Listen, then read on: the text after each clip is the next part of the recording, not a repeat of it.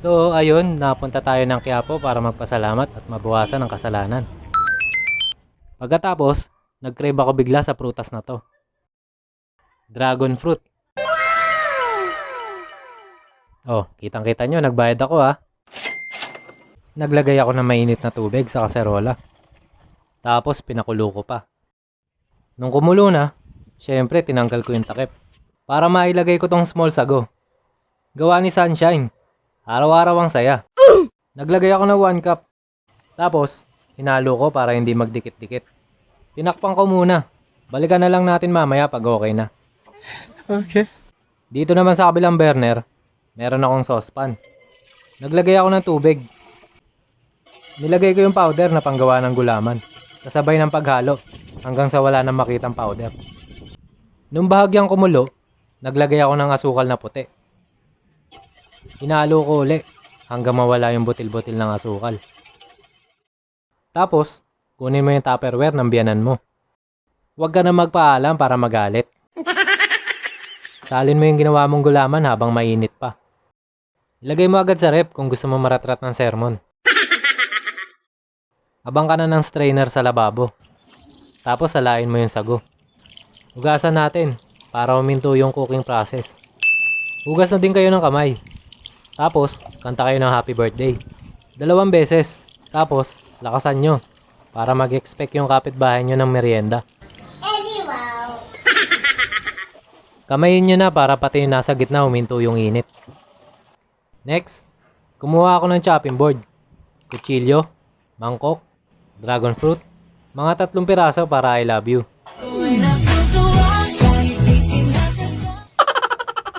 At baso. Hinati ko sa gitna yung dragon fruit. Lengthwise. Tinuklap ko lang yung balat. Mabilis lang naman humiwalay ito. Di tulad mo. Kapit na kapit. Nagkaroon ka din naman ng kabit. Pow! Tapos, hiwain nyo lang ng pa-cubes. Huwag masyado maliit. Di ba kasi pag may nakakagat, mas satisfying.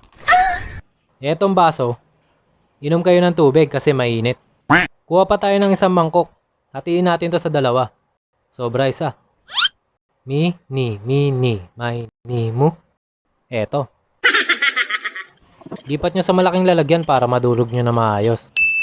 Pwede kayo gumamit ng blender. Nag-manual ako para matagal.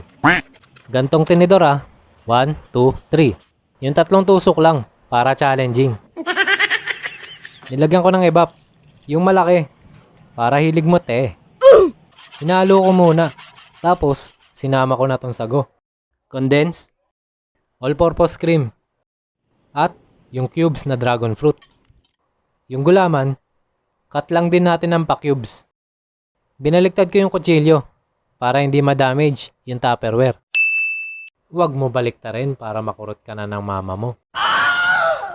Tapos, sama na natin dito. Halo konti.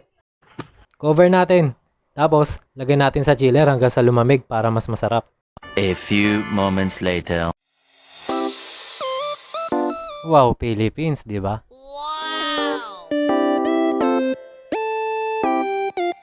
Tapos, madali pang gawin. Easy!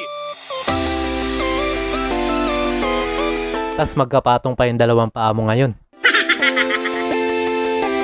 Uy, gagawa yan bukas.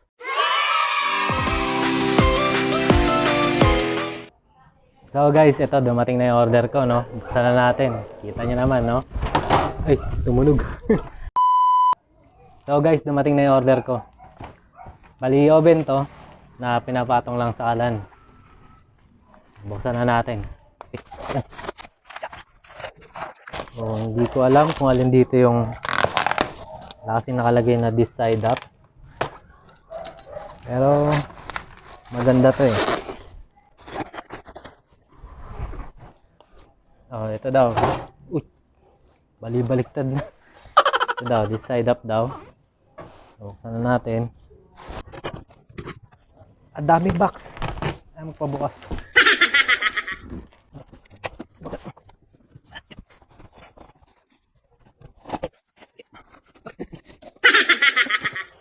One eternity later. Yan. Yun.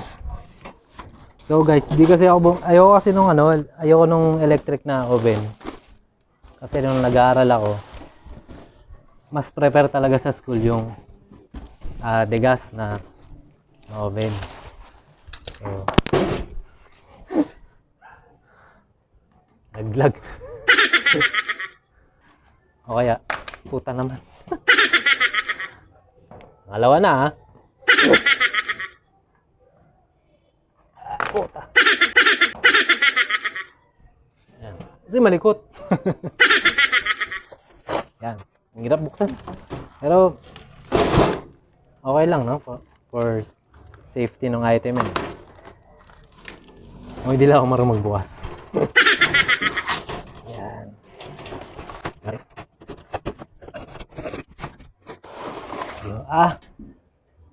Okay. Ito pala yung ilalim niya. So, mali. Uy.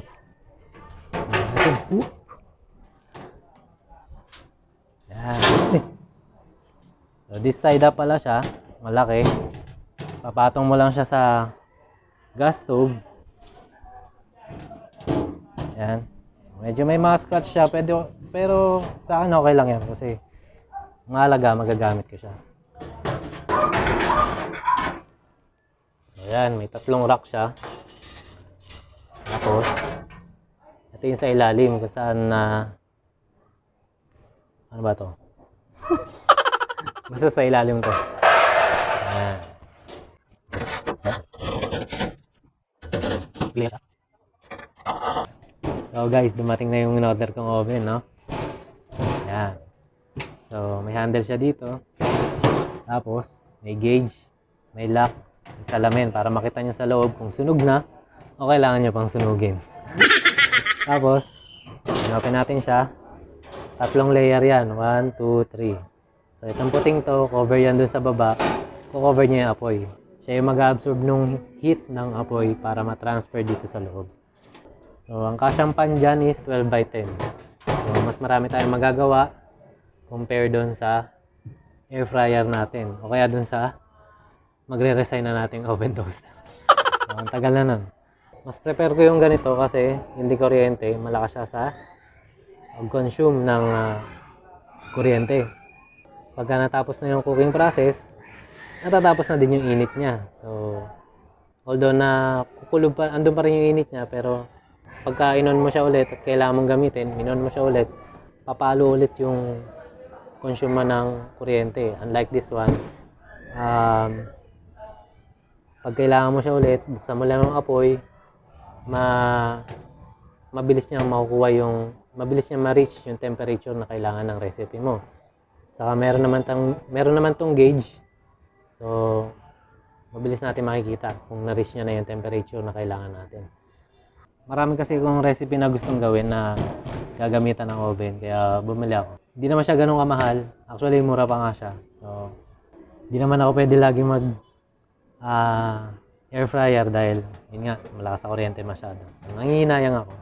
Saka konti lang yung naluluto ko. Unlike dito, medyo marami, no? 3 layer to, 12 by 10. Tagal kong gustong orderin to. Kaya lang, gumagawa ng bahay. So, unahin natin yung bahay dahil si Papa kasi senior na yun.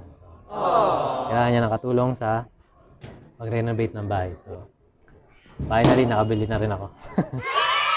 Mas mabilis lang, mga 3 days lang dumating na. So, ayun. Kung gusto nyo bumili na ito, lalagay ko yung link dyan sa comment section, sa baba. Click nyo lang yan, hindi yan scam. Hindi ako maglalagay ng scam dyan, legit yan. Yun, makapagluto na tayo. Ayun nga pala, may nagpapa-shoutout, no? Sa tropang lasing natin last week, kay Ron, kay Lanlan, kay Chester, kay Kyle, kay Jade, kay Walter, saka kay John.